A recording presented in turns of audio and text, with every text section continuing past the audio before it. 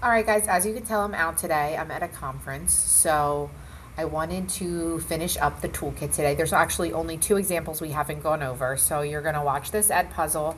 There are going to be questions throughout this ed puzzle that you're going to answer, and then that score will be graded for accuracy. So if you don't like your score, you can go back and watch this video again as many times as you want. I will keep the highest of the scores. Okay, so I'll try to keep it short and simple. Two examples.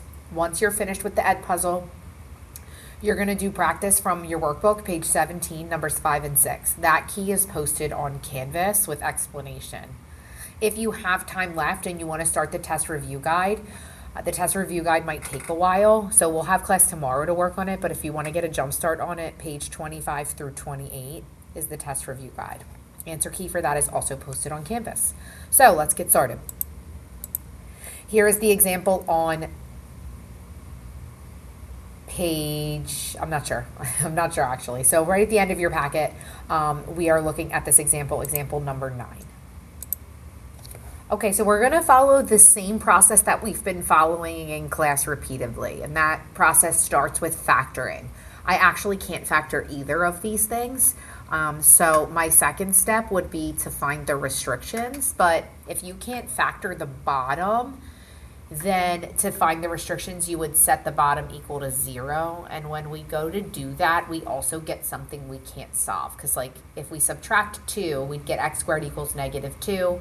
And then we can't take the square root of a negative. So there actually is no restrictions here either. And if there's no restrictions, then I know that my domain can be anything in the world. So my restrictions, there aren't any. So my domain, negative infinity to positive infinity, because there's no restrictions.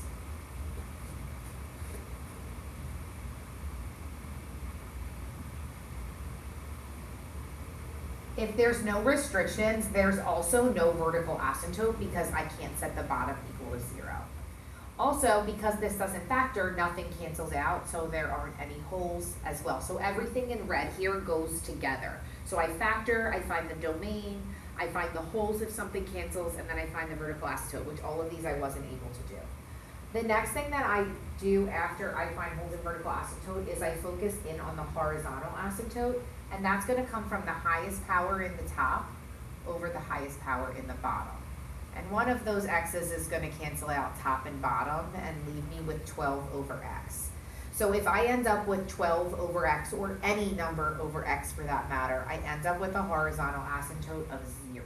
So I have a y equals 0. And if you have a horizontal asymptote, you'll never have a slant. Something else that I can do with this horizontal asymptote is I know if I have a horizontal asymptote of 0, then my end behavior is also going to be 0. So those things all pair together as well. Recently, we learned how to find the y-intercept, and the y-intercept happens when you plug 0 in for x. So I am going to replace the x with 0 on the top and the x on the bottom with 0 as well. And I end up with 0 over 2, which is just 0. So my y-intercept is 0, 0. You can see that on the graph at this point right here. My x-intercept happens when the numerator is set equal to 0. So if I solve this equation, I end up with 0 as well. So my x-intercept is the same point. That's not always the case. It just so happens to be the case for this one. Now the range, the local absolute max, the local absolute min, and the increasing decreasing is what we've recently started to do at the beginning of the week. We did it last unit as well. So for this problem, I can see that there is definitely a U shape happening, and that U shape is happening right here and right here.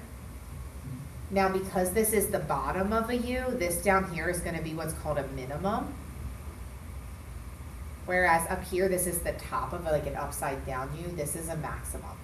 We just have to decide if it's local or absolute.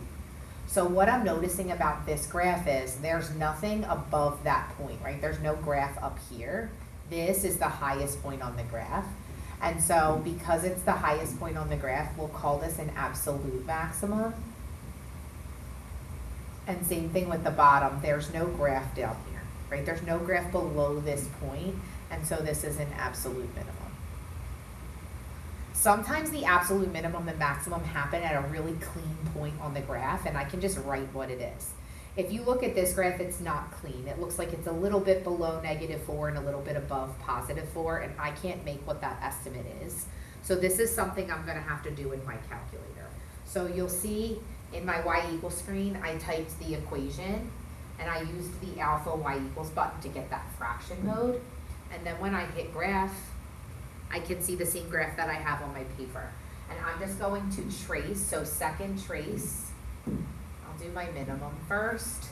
So I'm gonna go down here, I'm gonna make my cursor go to the left of the minimum, hit enter, and then go to the right of the minimum,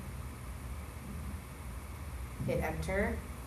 And I'm gonna estimate this point, so -1.4, -4.2.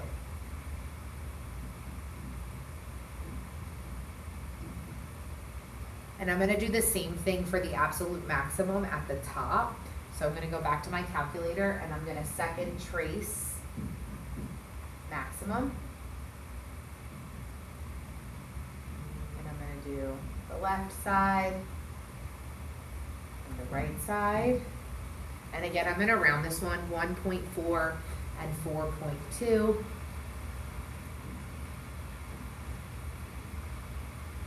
So then over here on the blanks, I'm gonna make sure that I circle absolute. And the absolute max was 1.4, 4.2.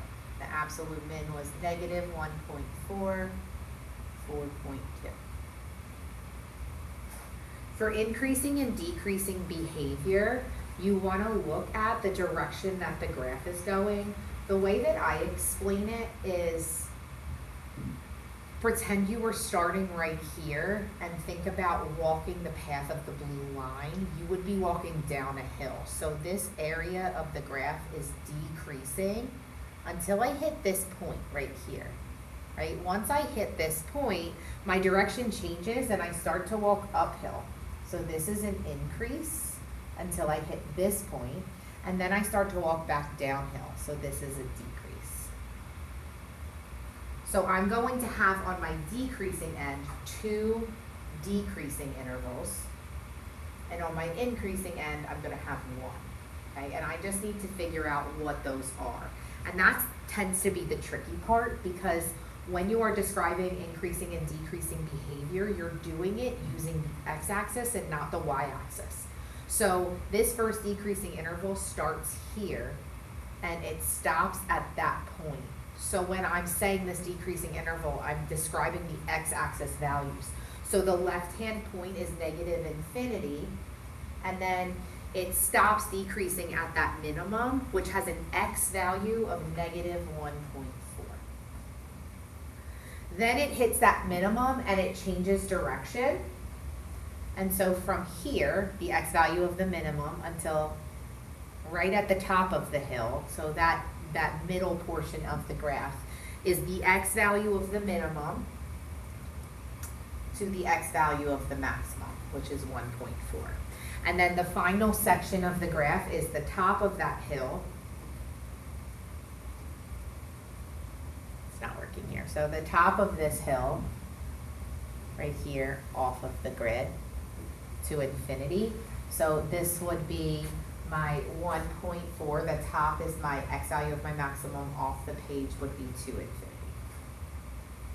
So that's my increasing and decreasing intervals. The last thing that we want to talk about is the range. The range is different for every problem. You really just have to be able to read the graph. When I'm reading the range, I'm looking at the graph from top to bottom. So I notice that there isn't any graph down here, right? My graph doesn't, reading from bottom to top, my graph doesn't start till right here. Right, and the value of this point has a y value of -4.2. So the bottom of my range is -4.2. And as I read the graph up, I have blue line all the way on all of these grids until this point, right? The blue line stops here and it doesn't go up here. And so the y value of this point is +4.2. So my range is all of the stuff between -4.2 and +4.2. And because both of those values are maximums, they are points on the graph, I'm going to use brackets for them when I describe the range. All right, we've got one more to do. This is example 10. Example 10 is a little bit tricky, specifically because you're going to have to use quadratic formula at one point and synthetic division. So just following the same order that we've been following all unit, the first thing that I would do is I would factor the numerator and the denominator. It's just when I go to factor the numerator, if I do 2 times 8, I get 16. And thinking of factors of 16, none of them add up to 9. So I know this isn't factorable. Another way to do it is to find the discriminant. And the discriminant for this one ends up being 17. So the discriminant is b squared minus 4 times a times c. And 17 isn't a perfect square. And so that's another way to know that it's not factorable. So I can't factor the top, and the bottom is linear, so I'm not factoring that either. So in terms of my domain, I'm looking at my restrictions, and I know that x is not going to be able to be negative 4, because that's going to make the bottom 0, which would make the whole thing a error. So I've got negative infinity to negative 4, break negative 4 to infinity. The other thing that I can do with the denominator of x plus 4 is I can find the vertical asymptote by setting that x plus 4 equals 0, which is the same thing as the restriction. I have a vertical asymptote at negative 4. There aren't any holes for this one because I couldn't factor it, so none of the factors canceled out. So all of these three things go together. I have a vertical asymptote at negative 4. From here, the next thing I like to look at is the horizontal asymptote. And the horizontal asymptote comes from looking at the highest power in the numerator over the highest power in the denominator. And when you end up getting a linear equation for that, that means that you're working with a slant asymptote. So in order to find the equation of my slant, I'm going to have to do synthetic division. So I'm going to do synthetic division on negative 4, on the vertical asymptote, on the restriction. I'm going to use the coefficients of the top, but I'm not going to use the third one because I don't need the remainder. So as I do synthetic division here, I end up with a 2 and a 1. So this ends up being 2x plus 1. I have a slant asymptote of 2x plus 1. And if I have a slant, then I don't have a horizontal asymptote. The way that this slant looks is I make a point at positive 1, and then I go up 2 over 1 to get to my next point. And I continue to go up 2 over 1 in that pattern. And then I can do the down 2 over 1 as well to get the points in the opposite direction. Or you could just take a ruler and do a dashed line through like the straight path that you get on the ruler. You can see that my graph gets really close to but never quite touches that slant asymptote. Horizontal and slants work with our end behavior as well. So when I am looking at this end behavior, I want to focus in on what that slant looks like. Right, so that's the line that I plotted for the slant. The left-hand side of the slant would go down if I continued it. So the left end behavior is negative infinity. The right-hand side of the slant would go up if I continued it. So the right end behavior is positive infinity. All of those things in green work together. The next thing we talked about finding in this unit was the x and y intercepts. So the y-intercept happens when you plug 0 in for all of the x's. You can do that in factored form if you have it. But in this case, I don't. So I ultimately end up with 8 over 4. So I have a y-intercept of 2. You can see that point right here on the graph. Now for the x-intercept, I want to set the numerator equal to 0, which is easy when I have factored form, but we talked about how you can't factor this one. And so to find this, you're going to have to use quadratic formula. My x-intercepts are going to be decimals, and you can see that from the graph, right? Like this point is not quite at -4 and it's not quite at -3. And this is not quite at -1, but it's pretty close. So I'm going to end up with decimals here. So when I do quadratic formula, I'm going to do -b plus or minus the square root of the discriminant, which is 17, all over 2a, which is 4. And I need the plus and the minus. I'm just going to type these into my calculator. So you can do an alpha y equals to get that fraction. So it's -9 plus root 17 over 4, and then -9 minus root 17 over 4. And I'm just going to round these to -1.2 and -3.3. So -3.30 and -1.20 is what I'm getting from that quadratic formula. And those are the points that I had already plotted on the graph. Those are estimates. Now on Monday we started doing local min, local max, absolute min, absolute max, and then increasing, decreasing, and range. So for this one, I can see that I've got this U shape right here. And because it's an upside down U, I've got a maximum down here. And this one is a regular U, so this one's a minimum. Because there's graph above it, it's not absolute. So this would be considered a local. And down here, because there's graph below it, it's not considered an absolute either. So we've got two locals, okay? So we've got a local min and a local max. I'm going to make sure I circle the local over here so we know the difference. And those 2 points aren't happening at clean spots on the graph. So this is another one where I'm going to have to trace it in my calculator. So I'm going to enter the equation in my y equals screen, and I'm going to graph it. Now I don't see the whole graph. So I'm just going to go back, and what you'll notice is this graph goes all the way down to -20 on the y-axis. So I'm going to have to adjust my y minimum to get past -10 and go to -20. This way I see the full duration of the graph. And then I'm going to trace. I'm going to do my maximum first on the bottom. I'm going to go to the left and the right. And I'm going to estimate this point to be -5.4 and -12.7.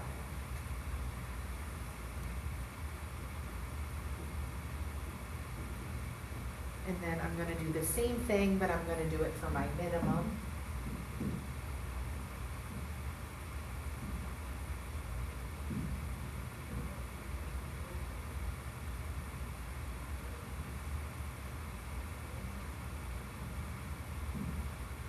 Sorry guys, I don't know where my cursor is. Alright, here we are.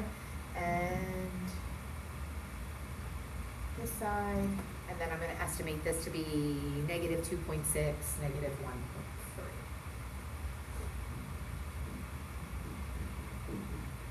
So my local minimum, -2.6, -1.3. My local maximum, -5.4, -12.7. Now, when I'm talking about increasing and decreasing, imagine walking up or down hills, right? So if I'm starting all the way down here, I would be walking up a hill, so this is an increase, until I hit the top of the hill, and now I'm at a decrease. And then I'm starting at a different hill up here, so I would be walking down this hill, so it's a decrease until I hit the bottom, and now I'm walking up this hill. So on this problem, I've got 2 increasing intervals and 2 decreasing intervals. When I'm describing them on the x-axis. So this is like -infinity until I hit the top of this hill. So this point right here, right? So -infinity to the top of this hill, and the top of this hill, this point, has an x value of negative 5.4. So that first increasing interval is negative infinity to negative 5.4. Now, from here to the bottom of this hill, this boundary line is this interval right here, and that's my vertical asymptote at negative 4. So I have negative 5.4, sorry, this is a decrease, negative 5.4 to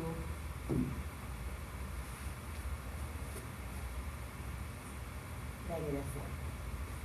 Then I pick up at the very top of the page up here on this decrease, and it's starting, you can see at the red line, which is my negative 4, and it stops right at the bottom of this hill, and that has an x value of negative 2.6. So that decrease goes to negative 2.6, and then negative 2.6 to infinity.